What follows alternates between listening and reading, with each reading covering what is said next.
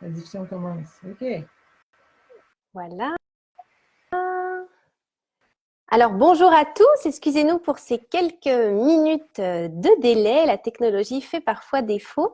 Je vais juste regarder si on est bien en direct sur la page de Vitalité. Oui, tout à fait. Alors, écoutez, bonjour à toutes et à tous, j'allais dire, mais c'est principalement, j'imagine, des mamans qui vont nous regarder aujourd'hui. Alors, je commence cette série de Midi Vitalité aujourd'hui avec Lisanne Sénécal, qui est consultante en lactation certifiée IBCLC. Bonjour, Lisanne. Bonjour. Bon midi.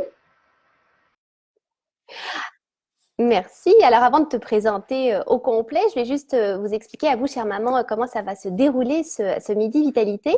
Donc, moi, je m'appelle Aurore Bonvalot, je suis directrice des médias sociaux pour Vitalité Québec et on a créé donc la série des Midi Vitalité où on invite des experts, des expertes à nous parler de sujets dont ils sont vraiment spécialistes.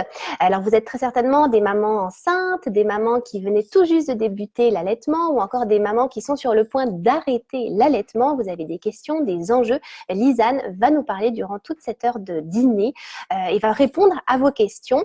C'est un sujet qui me tient moi particulièrement à cœur, le sujet de l'allaitement, parce que j'ai allaité mon petit garçon pendant 3 ans et je suis passée par différents stades, des pleurs, de la douleur, une prise qui n'était pas bonne, beaucoup trop de lait, jusqu'à le sevrage, hein, ce deuil finalement psychologique et physique qu'on doit vivre. Donc, on va passer à travers toutes ces étapes avec toi, Lisanne. Pendant qu'on laisse les personnes arriver, je tiens à vous dire qu'on va faire tirer à la fin de ce live une trousse d'allaitement. Donc, c'est un cadeau qui nous est offert par Léo Désilets, maître herboriste. C'est une marque chouchou chez nous. C'est une entreprise locale québécoise et on sait que c'est important d'encourager le local en ce moment. Ce sont des ingrédients qui sont choisis rigoureusement, qui sont sans OGM et ça donne naissance à des produits de grande qualité. Donc, on remercie infiniment Léo Désilets, maître herboriste, pour ce beau cadeau. Et justement, Lisanne a les produits de cette trousse d'allaitement, donc elle vous les montrera un petit peu plus loin dans ce webinaire. Alors, vous pouvez poser donc toutes vos questions dans les notes. On va y répondre au fur et à mesure. Mettez aussi votre nom, un petit coucou, un emoji, parce qu'on va pouvoir recueillir en fait tous les noms des gens qui ont écouté ce live, alors soit en direct, soit en rediffusion jusqu'à ce soir, et on fera le tirage demain matin. Alors aujourd'hui, Lisanne, on va parler de 5 grandes thématiques autour de l'allaitement, des statistiques, ou en tout cas démystifier certains termes de l'allaitement. Donc ça va être la première étape. La deuxième thématique, donc les différentes manières d'allaiter. Donc non, il n'y en a pas juste une, il y en a plusieurs, on le verra avec toi. Troisième thématique, les problématiques rencontrées par les mamans, hein, que ce soit la douleur, la prise, la production, on va tout regarder ça avec toi. Quatrième thématique, les trucs et astuces à savoir.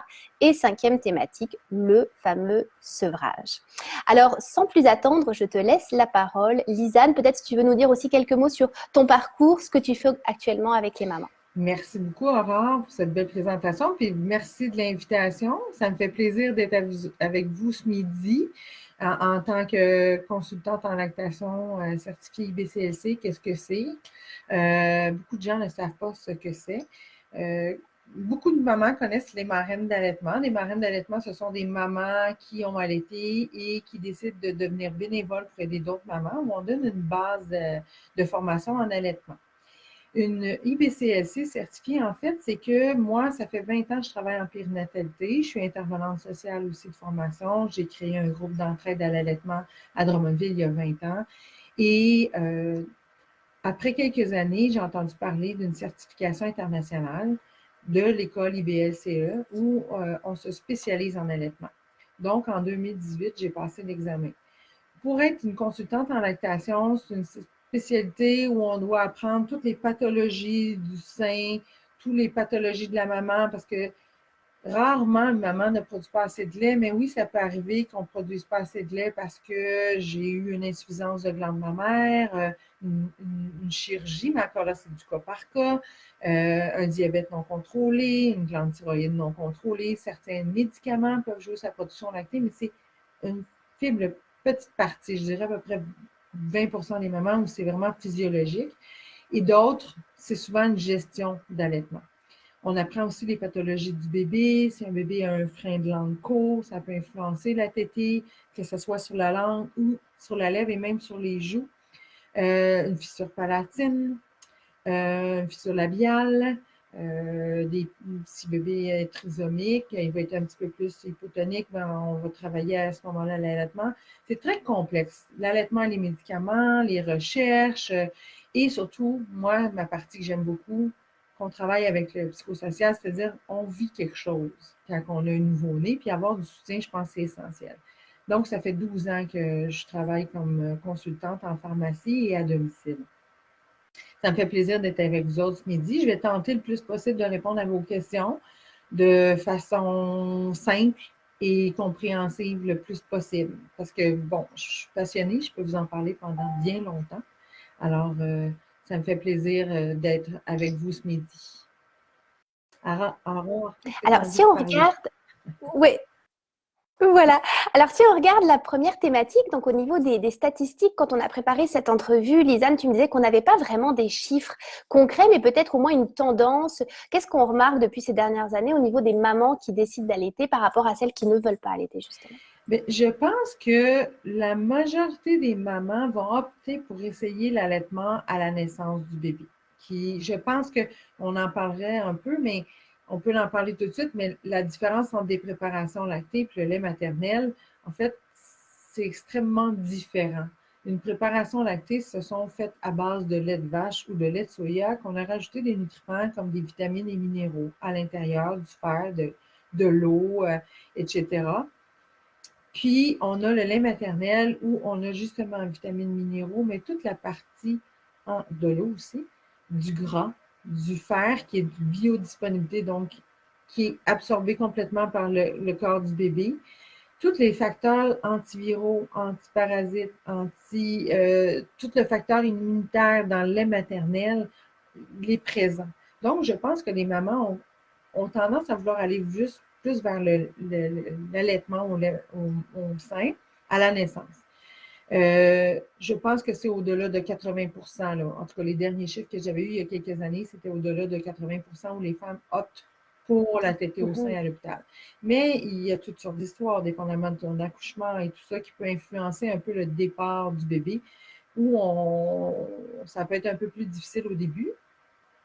Puis il y a des mamans qui sortent de l'hôpital qui n'ont pas nécessairement un allaitement au sein, mais qui tiennent encore à le faire. Les taux diminuent un peu à la sortie de l'hôpital, mais c'est primordial d'avoir du soutien le plus rapidement possible pour justement pas quitter son allaitement, parce que des trucs, on en a beaucoup. Puis il faut regarder ce qui se passe, c'est du cas par cas.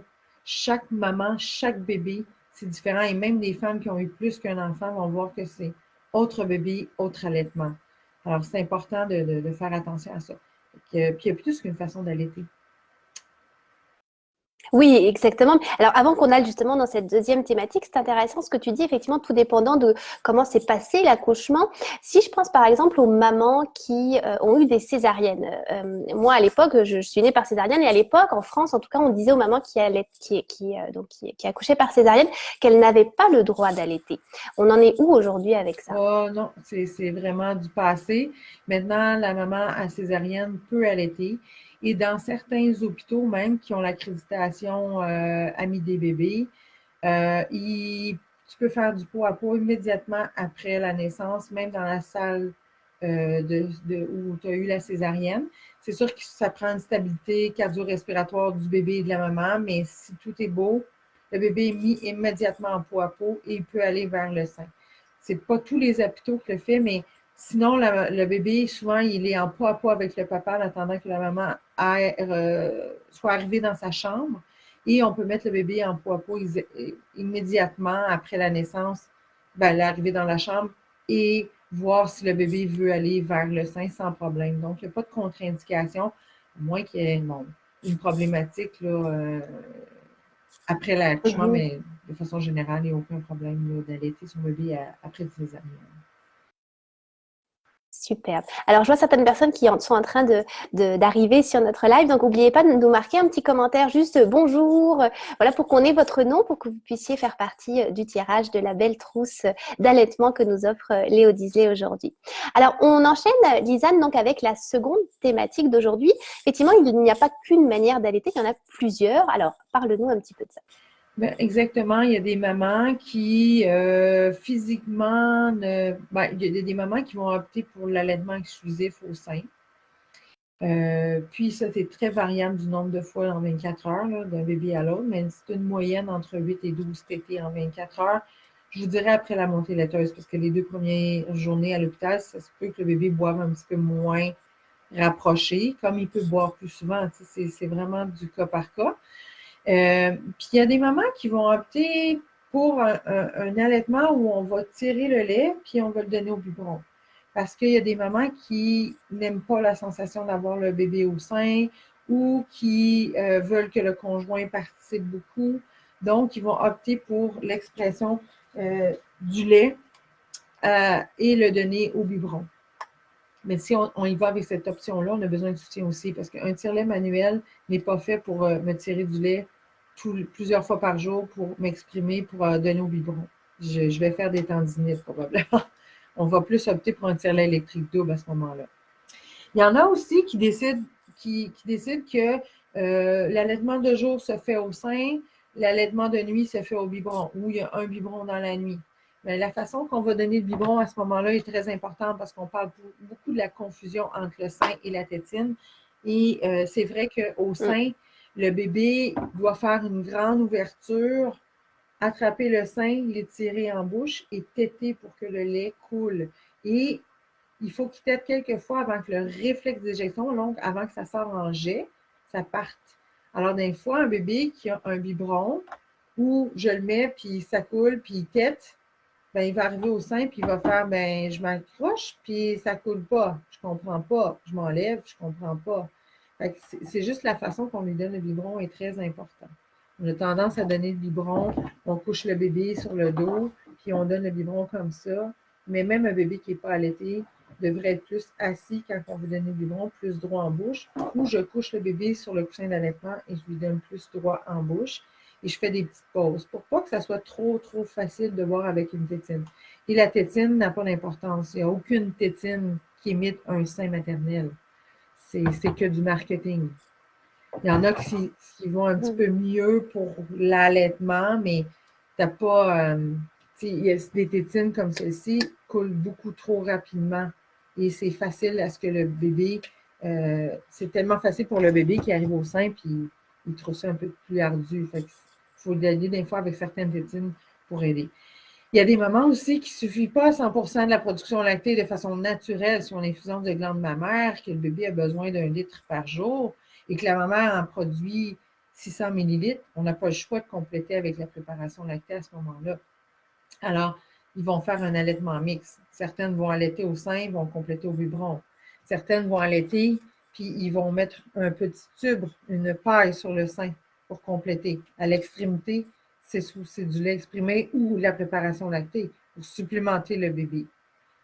Il y a plusieurs façons d'allaiter et tout ça demande du soutien, bien entendu, parce que faut regarder comment se passe la production lactée, comment se passe le bébé, c'est quoi les moyens, qu'est-ce que vous avez envie de vivre. Fait que c'est des choses aussi qu'on va regarder au niveau de l'allaitement. Exact. Alors, si jamais on est, par exemple, en présence d'une maman qui aurait des jumeaux, au niveau de l'allaitement, comment ça fonctionne? Je vous dirais qu'il y a plus qu'une façon de faire aussi. Postnatal immédiat, à l'accouchement à l'hôpital, c'est rare que les mamans vont allaiter les 2 bébés en même temps parce que le départ est très fragile d'avoir de la douleur au sein. On va en parler, je pense, un petit peu plus tout à l'heure. Mais ce qu'on va voir le plus à l'hôpital, c'est ce qu'on peut faire, c'est qu'on va allaiter le premier bébé. Et ensuite, quand le premier bébé est au sein, on va commencer à stimuler un peu le deuxième bébé pour qu'il se réveille doucement le temps que j'allaite le premier. Quand le premier, le sein a été stimulé, puis on n'a plus d'efficacité au sein ou il lâche le sein par lui-même, le papa ou la maman, parce qu'il y a des mamans aussi qui sont avec des mamans, qui vont s'occuper du bébé. Alors, la personne qui est avec la maman va s'occuper du bébé numéro 1. Pendant ce temps-là, le bébé numéro 2 va être au sein.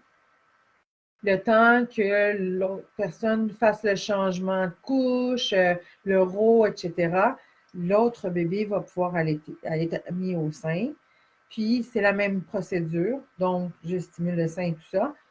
Quand le bébé le lâche par lui-même ou il est plus efficace dans la tétée, je vais faire un switching. Donc, je vais donner l'autre bébé pour qu'il ait le rôle, le changement de couche. Pendant ce temps-là, le premier bébé qui a eu sein, on le remet à l'autre sein. Et on fait la même procédure. Donc, les bébés boivent dans une période qui est la même. C'est pas double de temps, c'est souvent l'efficacité est plus grande parce que le sein est plus stimulé. S'il est plus stimulé, il va produire plus. Par la suite, il y a des mamans qui vont faire l'allaitement en même temps. Comme il y a des mamans qui vont allaiter un bébé après l'autre, moi j'en ai suivi quelques-unes, des mamans qui ont eu des bébés jumeaux, puis il y en a que la production est tellement abondante que l'allaitement des deux bébés prenait une demi-heure.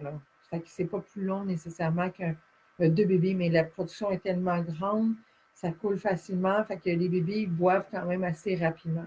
Souvent, c'est de les mettre un peu au même temps, parce que si on les met chacun à leur rythme, on a l'impression qu'on fait que ça, parce que c'est en double.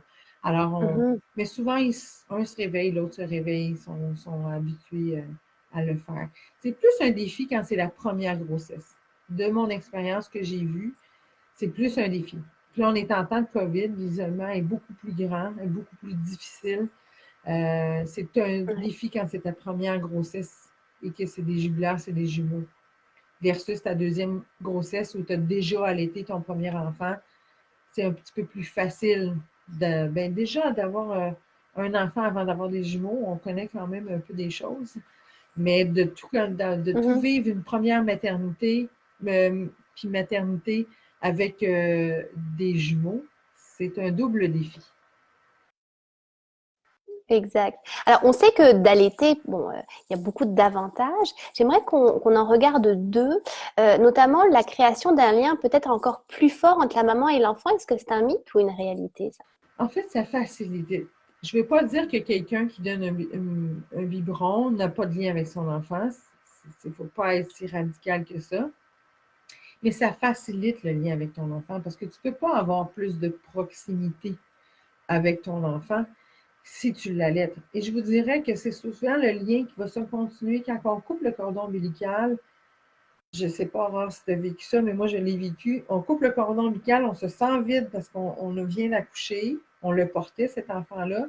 Mais le lien avec l'allaitement, on dirait que le cordon reprend automatiquement quand tu mets Oui, ton bébé c'est au vrai. sein. Donc, ça facilite le lien. Et ce qu'il faut faire attention, les mamans qui vont opter pour le biberon, que ce soit du lait exprimé au biberon ou que ce soit une préparation lactée, il faut faire attention que principalement, ce soit nous qui s'occupons du bébé. Parce que les gens ont tendance à aimer ça, vouloir nourrir l'enfant. Parce que c'est vrai que c'est un bel acte de nourrir son enfant. Mais si tout le monde nourrit l'enfant, sauf la maman, le lien d'attachement est plus difficile à se créer. Donc, il faut principalement que ce soit nous et non quelqu'un qui donne le biberon pendant que je vais aller faire la vaisselle. Ce n'est pas à la maman qui vient d'accoucher de faire la vaisselle. C'est aux gens qui sont autour d'elle et elle de s'occuper de son enfant. C'est sûr que l'allaitement, ça facilite. Ça l'oblige à s'asseoir, ça l'oblige à garder le lien avec son enfant. Oui, c'est prouvé que c'est plus facilitant de créer le lien d'attachement avec son enfant quand on allaite. D'accord. Une autre réalité ou un mythe, le fait d'allaiter permet de réduire les risques d'avoir un cancer du sein. C'est pas un mythe, c'est les statistiques qui le prouvent. Et ton temps d'allaitement est cumulatif dans ta protection. Donc, c'est-à-dire que moi, j'ai allaité ma première fille pendant 1 an, j'ai allaité ma deuxième fille pendant 10 mois, ben j'ai 1 an et 10 mois de protection. Toi, Aurore, tu as 3 ans? 3 ans, oui. Donc, tu as 3 ans de protection. C'est sûr que ça ne veut pas dire que parce que j'ai allaité, je n'aurai pas de cancer du sein. Mais les statistiques montrent que je diminue les risques d'avoir un cancer du sein quand j'allaite. Et les recherches sont là pour le prouver. Alors oui, et le cancer de l'utérus aussi, ça diminue les risques quand on est allaité. Et je vous dirais même que certaines maladies à l'âge adulte qui peuvent diminuer des risques d'avoir certaines maladies quand tu as été allaité quand tu étais petit. Donc, les bienfaits sont pour le bébé, sont pour le bébé qui est devenu adulte et c'est pour la mère aussi qui allaite. Les statistiques sont là pour le prouver. D'accord. Et concrètement, quelle est la raison pour laquelle, quand on allaite, on a moins de risques d'avoir un cancer du sein? Bonne question que tu me demandes détaillement. Je ne peux point te le dire car je ne le sais pas point. Ben, en détail, mais dans ce que je me rappelle que j'ai lu il y a plusieurs années, c'est la stimulation des hormones et tout ça qui facilite, qui diminue les risques. Parce que l'être humain, c'est un mammifère, puis la stimulation des seins peut diminuer ce facteur de risque-là. Mais de te l'expliquer en détail, malheureusement, c'est moins D'accord. ma force. Non, mais au moins à haut niveau, on a compris. C'est intéressant de voir qu'effectivement, oui, pour la maman, mais en fait, même pour l'enfant qui va devenir adulte, qui a été allaité, ça, je ne le Ouais. savais pas. C'est très intéressant. Alors, avant de passer à la prochaine thématique, je vois qu'il y a encore des gens qui arrivent. Donc, n'oubliez pas de nous mettre un petit coucou comme on a eu pour Naïma, Catherine, Cathy et d'autres. Juste nous dire bonjour. Comme ça, on peut avoir vos noms et vous pourrez donc participer au tirage de la trousse de Léo Disley pour qu'on va faire tirer donc demain. Alors, la troisième thématique, Lisanne, que j'aimerais qu'on aborde, c'est celle des problématiques rencontrées. Parce que oui, dans un monde parfait, on accouche, on allaite, puis tout est merveilleux. Mais souvent, il y a quand même quelques embûches. C'est vrai qu'on regarde, par exemple, peut-être l'un des enjeux principaux des mamans, c'est les douleurs et souvent celles qui viennent à cause d'une mauvaise prise au sein du bébé. C'est ce qu'on voit le plus. C'est ce que je vois le plus en postnatal. C'est les fameuses douleurs au sein. Puis on parlait de gerçures et de crevasses, mais maintenant on parle vraiment de stade d'irritation au niveau du mamelon.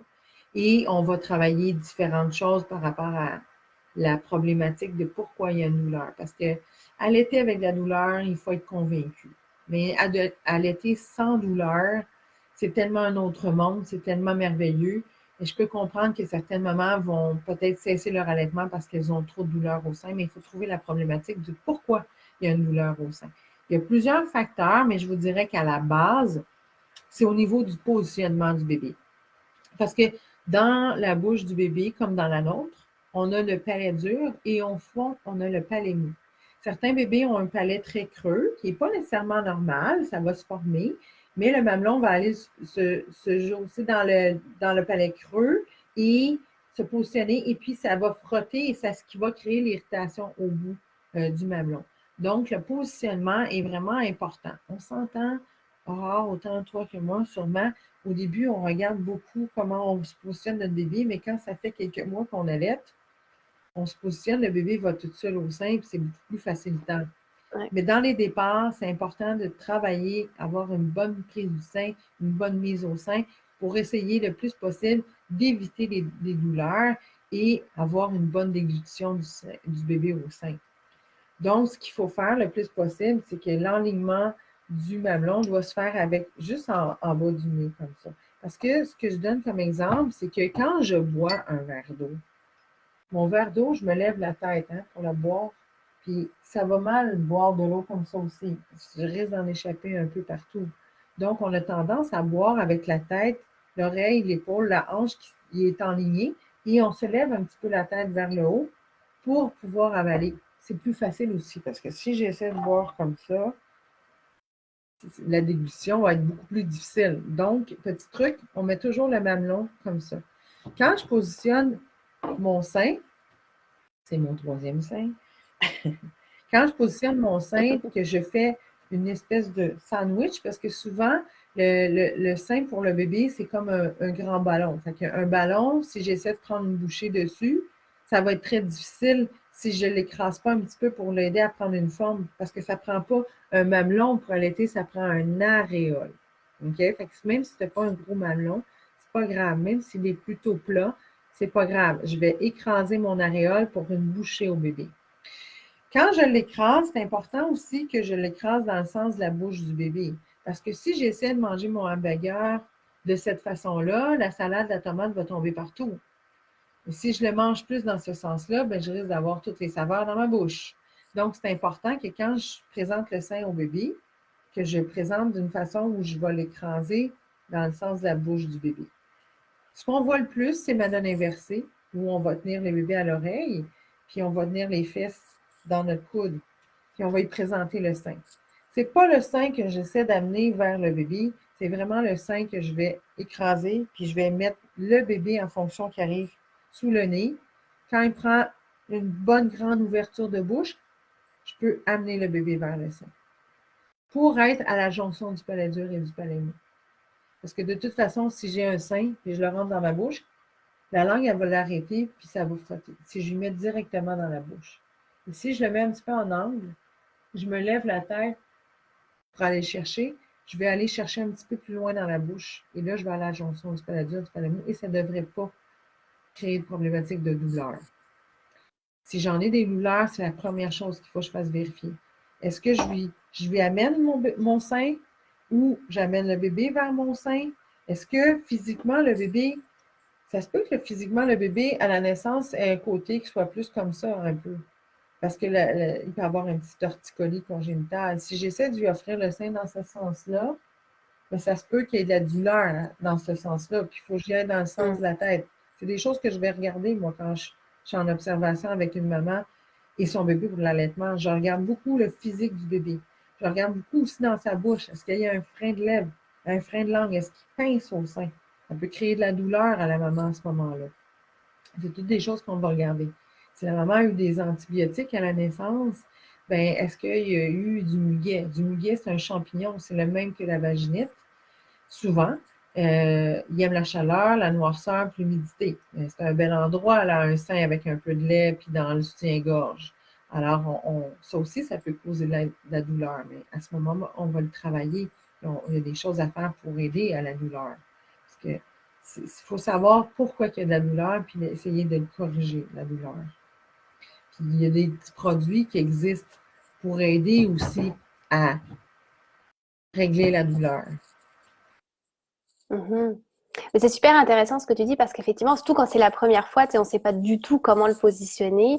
Moi, je me rappelle, ça a peut-être pris 2-3 semaines. Écoute, c'était des douleurs infernales. J'ai vraiment voulu tout arrêter jusqu'à ce qu'on trouve une halte allaitement où une infirmière m'a dit, ouais, mais c'est parce que tout simplement, tu le prends mal. Puis rien que de se le faire dire, puis un peu comme tu nous l'as montré, parce que oui, suivre des cours, tu sais, on se dit, ah oui, d'accord, mais quand ça t'arrive, finalement, souvent, c'est autre chose. Mais ça prend vraiment pas grand-chose. Fait que les mamans qui nous écoutent, puis si vous avez des douleurs ou si vous voulez arrêter parce que vous n'en pouvez plus, avant ça, consultez Lisanne, consultez une consultante en lactation, allez dans une halte allaitement, puis souvent les infirmières, en plus c'est gratuit, les infirmières sont là, on arrive avec le bébé, on allaite devant elle, et c'est vrai que ça peut tout changer. Une position peut vraiment tout changer l'allaitement. Le problème avec la COVID ces temps-ci, c'est que je crois que c'est plus rare oui, la halte allaitement. C'est vrai. Malheureusement, mais vérifiez parce qu'il y en a qui le font sur rendez-vous. Fait que vérifiez parce qu'on travaille fort pour qu'il y ait du soutien quand même. Alors, la deuxième problématique qui est rencontrée par les mamans, c'est évidemment la quantité de lait qui est produite. Qu'est-ce qu'on peut faire par rapport à ça? Ça aussi, je l'entends souvent. Je ne suis pas sûre que j'ai assez de lait. Est-ce que j'ai assez de lait? Je pense que j'ai pas assez de lait. Je l'entends beaucoup, beaucoup, l'insécurité.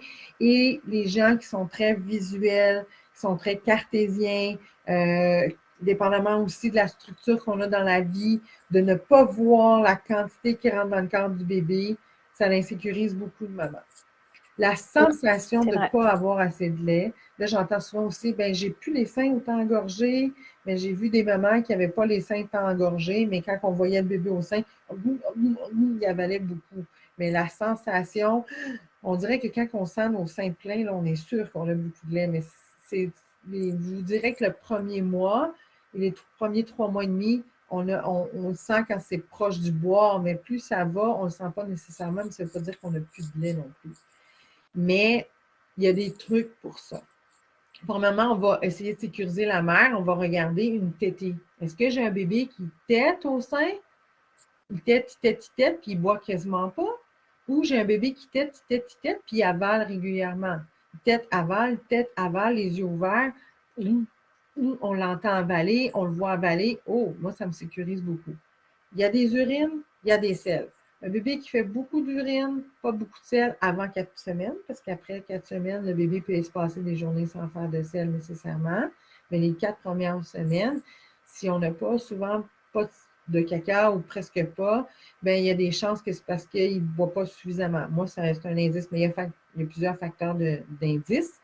Mais on va regarder tout ça. Donc, est-ce qu'on limite? Est-ce qu'il y a une suce Parce qu'une suce en bas âge, ça peut remplacer une tétée, puis ça peut remplacer… En fait, on a inventé une suce pour remplacer des seins et des bras. Parce que si on est comblé par les seins et les bras, on n'a pas nécessairement besoin de suce. Mais encore là, c'est votre choix. Nous, on fait des recommandations.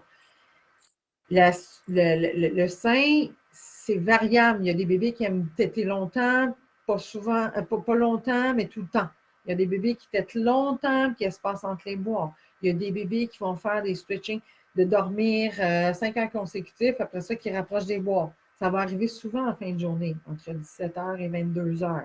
On voit un bébé qui peut en demander à 5 heures, il en demande à 18h30, il en demande à 19h30. On a l'impression qu'on en a pas assez. Puis là, mais c'est normal, votre lait en fin de journée est plus concentré en gras. La crème 35% qui passe dans une paille versus du lait ne passe pas si rapidement. Mais elle est plus riche. Et le bébé va réagir un peu sur la rapidité du lait. Il faut rester calme, on fait la compression du sein et tout ça. Si vraiment il y a une baisse de production, vous n'avez pas assez, la solution, c'est qu'on stimule les seins le plus possible. On l'allaite plus souvent, on exprime après les boire s'il faut. Puis, on peut venir chercher de l'aide extérieure, des fois, qui peut venir nous aider.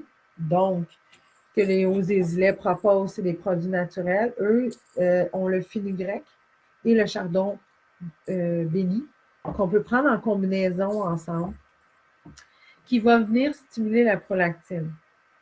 La fenugrec, entre autres, c'est une épice qu'on utilise depuis plusieurs années en Orient, qui fait partie du curry.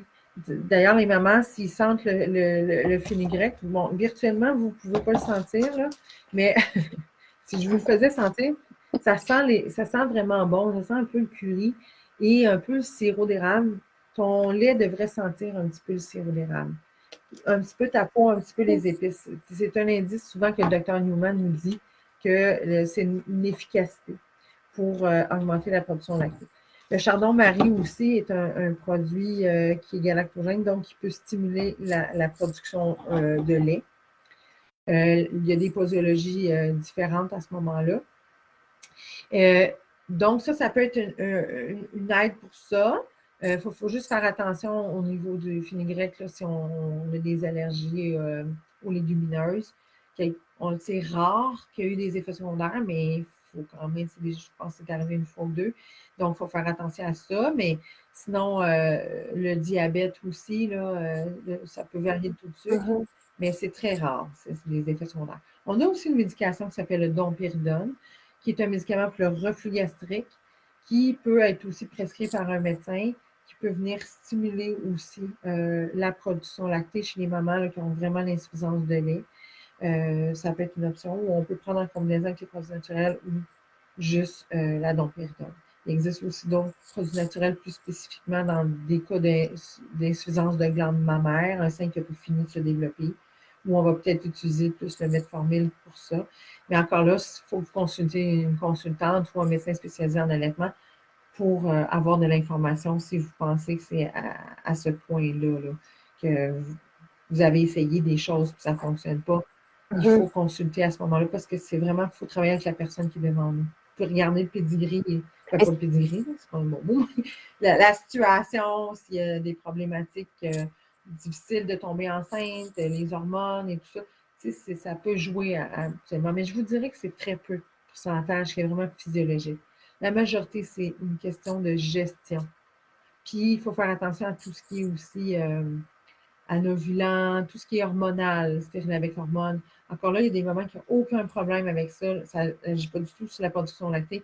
Et certaines, ça va jouer un petit peu sur le réflexe d'éjection. Donc, c'est subtilement que ça peut diminuer un peu.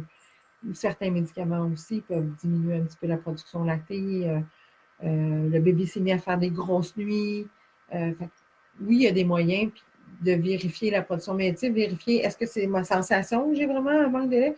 Ou oui, j'en ai une, bien, il y a des solutions à ce moment-là, mais consulter, qu'on sache qu'est-ce qui est le meilleur moyen pour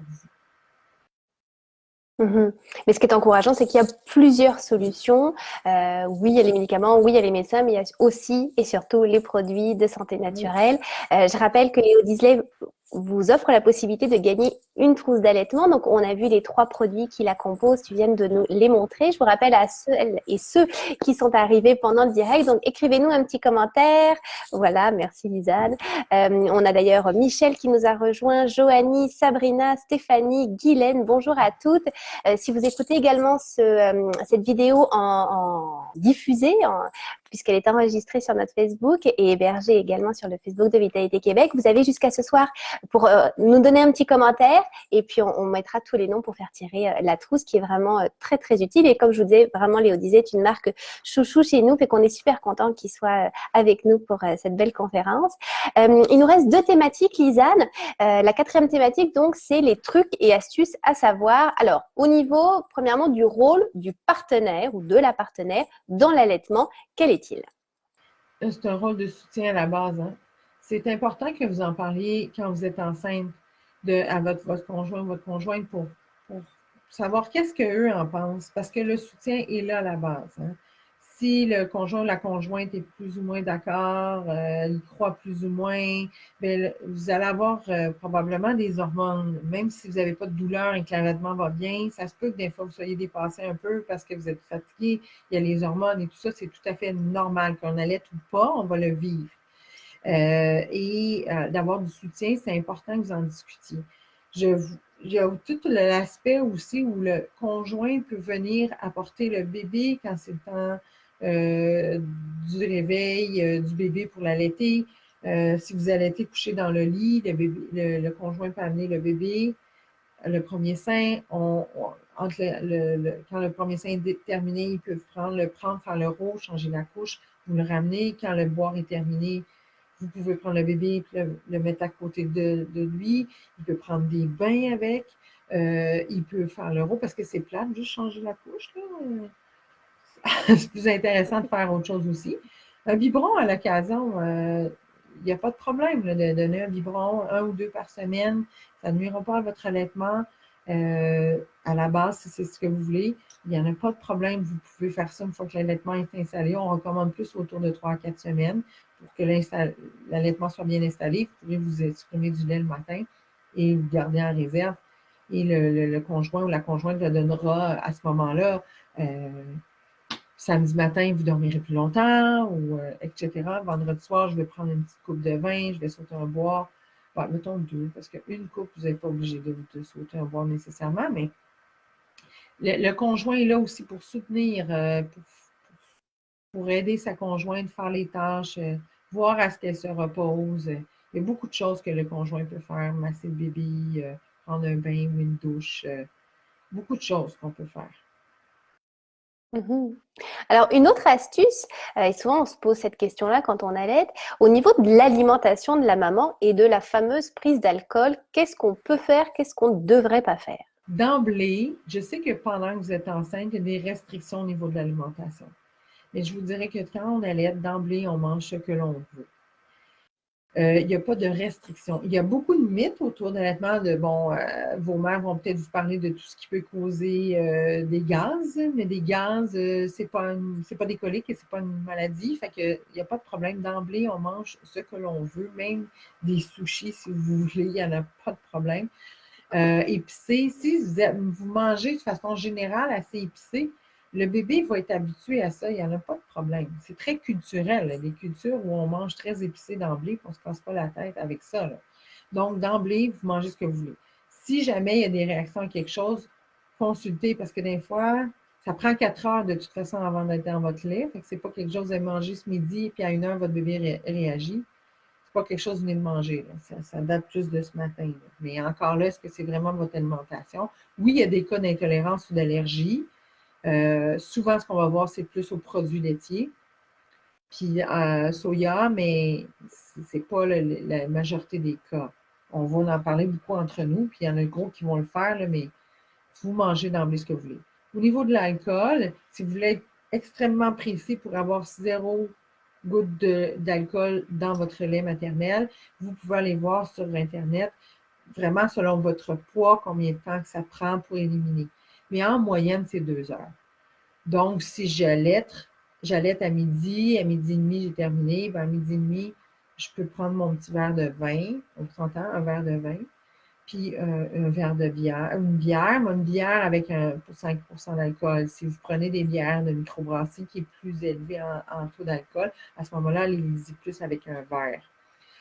Puis, si vous en prenez, bien, vous attendez en moyenne 2 heures, mais l'alcool devrait être éliminé dans votre système.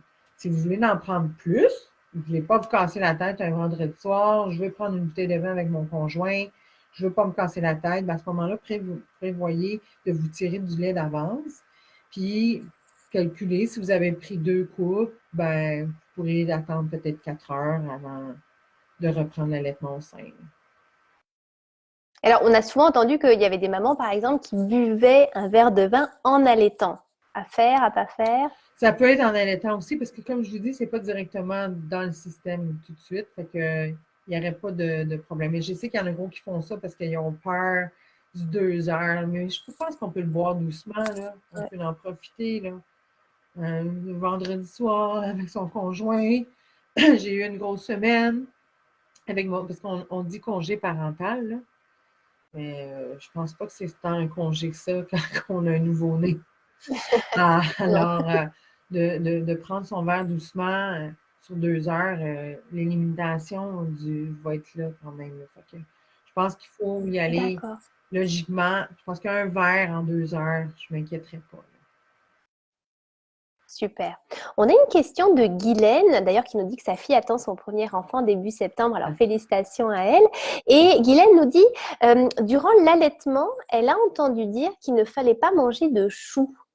Oui, je comprends, Guylaine. Je ne sais pas quel âge tu as, mais on disait ça avant, justement, le chou, les brocolis, les choux-fleurs, les favolas, tout ce qui cause c'est une fausse croyance. On mettait tout sur le système digestif de ce qu'on mangeait à l'époque, il y a plusieurs années. Moi, j'ai été allaitée dans les années 70. On mangeait à 3 semaines de vie, là. C'est qui est beaucoup trop tôt maintenant, mais oui, il y avait beaucoup d'effets secondaires chez le bébé, puis on mettait ça sur le dos de l'alimentation de la mère, mais non, il n'y a plus de contre-indication. Puis des gaz, c'est pas des coliques. Les bébés, c'est normal qu'ils vont avoir des gaz. Le système digestif n'est pas mature avant 6 mois. Et la dernière partie à être mature, c'est vraiment les intestins. Alors, d'avoir des gaz au niveau des intestins, c'est tout à fait normal. Donc, on s'en fait pas trop. Qui se tortillent, qui viennent rouges un peu, qui aient des gaz, c'est normal, peu importe ce que vous mangez. Si jamais vous mangez, chaque fois que vous mangez quelque chose bien précisément et réagit à chaque fois, là, on pourra faire des tests, mais des fois, je vais manger quelque chose à une semaine de vie du bébé, il va réagir, je vais le remanger un mois, puis il n'y a aucune réaction. Il mature son système. Il faut lui donner un peu de temps, mais il mature de jour en jour son système digestif.